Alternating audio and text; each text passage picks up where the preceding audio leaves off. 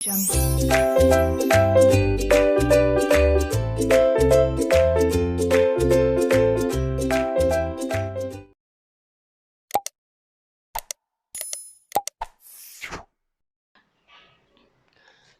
hello everyone and welcome back to my channel name Learning to Learn. So basically हम लोग कर रहे थे स्ट्रैटेजिक मैनेजमेंट। अगर आपने ये क्लासेस स्टार्टिंग से नहीं देखी हो तो प्लीज़ ऊपर आई सेक्शन पे यहाँ पर क्लिक कीजिए और आपको यहाँ पर एक बॉक्स जैसा ओपन हो जाएगा जहाँ पर आपको इसकी सारी प्लेलिस्ट मिल जाएगी। यहाँ यहाँ तक पहुँचने के लिए हमने जो भी टॉपिक्स कंप्लीट किए like mission and vision statement, strategic management क्या होता है, स्ट्रैटेजी क्या है, सारी चीज़ें आपको एक प्लेलिस्ट में आराम से मिल जाएंगी टॉपिक वाइज, जो आप आराम से देख सकते हैं। अब आज हम करेंगे स्ट्रैटेजिक कॉर्पोरेट स्ट्रैटेजी क्या इंश्योर करती है। Okay, in the last class हमने किया था कि कॉर्पोरेट स्ट्रैटेजी पहली बात होती क्या है और कॉर्पोरेट स्ट्रैटेजी का नेचर, कैरेक्टरिस्टिक्स क्या होता है, स्कोप। आज हम करेंगे कि हम कॉर्पोरेट स्ट्रैटेजी कर रहे हैं तो कॉर्पोरेट स्ट्रैटेजी इंश्योर क्या करती है। अब इंश्योर का मतलब इसको अगर मैं हिंदी में आपको समझा पाऊँ तो कॉर्पोरेट स्ट्रैटेजी से हमें क्या फ़ायदा होगा, कॉर्पोरेट स्ट्रैटेजी ऐसे क्या काम करके देगी या ऐसी कौन सी चीज़ें करके देगी जिससे कंपनी का बहुत बड़ा फ़ायदा हो सकता है। ठीक है, तो आज हम वही पॉइंट्स को गो थ्रू करेंगे। The first point is it ensures the growth of the firm and correct alignment of the firms with its environment.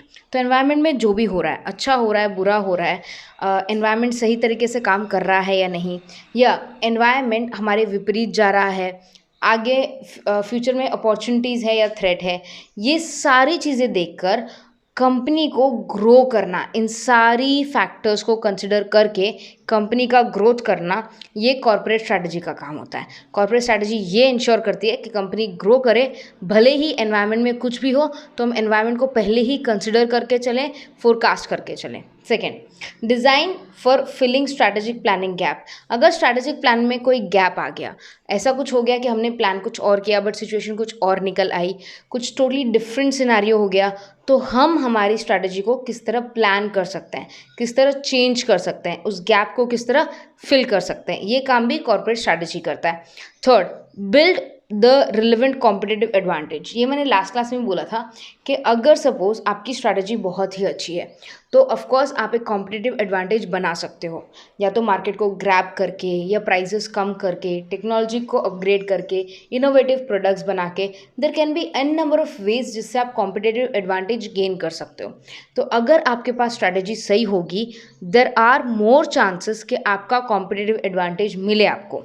Last is master minding and working out right fit between the firm and the external environment, कि हम जो भी काम करेंगे वो हमारे environment के प्रकार में, हमारे एनवायरनमेंट के हिसाब से ऐसा रहेगा कि कभी भी अगर थ्रेट भी हुआ तो भी हमें प्रॉब्लम नहीं आएगी, हम उस थ्रेट से भी उभर सकते हैं। तो हमें ऐसा कुछ करना पड़ेगा जैसे टेक्नोलॉजी के साथ अपग्रेड करना, रूल्स के हिसाब से चेंज होना, कल्चर के हिसाब से बेंड करना खुद को, ये सारी चीज़ें एक्सटर्नल एनवायरनमेंट को ध्यान में रख के की जाती है। So final, the purpose of corporate strategy is to harness the opportunities available in the environment countering the threats. तो यहाँ पर ये मेन ये जो इन्वर्टेड कॉमास में 4 लाइन्स है, ये क्या कह रहा है, कॉर्पोरेट स्ट्रैटेजी बेसिकली अपॉर्चुनिटीज़ को गेन करने का काम है और थ्रेट से खुद को बचाने का काम है, ताकि एक कंपनी नुकसान में ना जाए, एक कंपनी अपॉर्चुनिटीज़ को ग्रैब कर पाए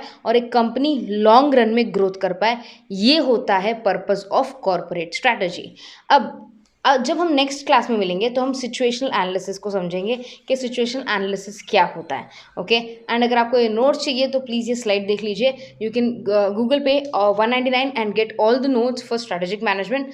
बट अगर आपको स्ट्रैटेजिक मैनेजमेंट के साथ उनके क्वेश्चन आंसर्स भी चाहिए तो you can pay 99 more, and 299 में you can get the strategic management theory notes and question answers. So this is a limited time period offer. If you want to buy these notes, just click on the link given below or you can Google Play. Bye everyone, take care.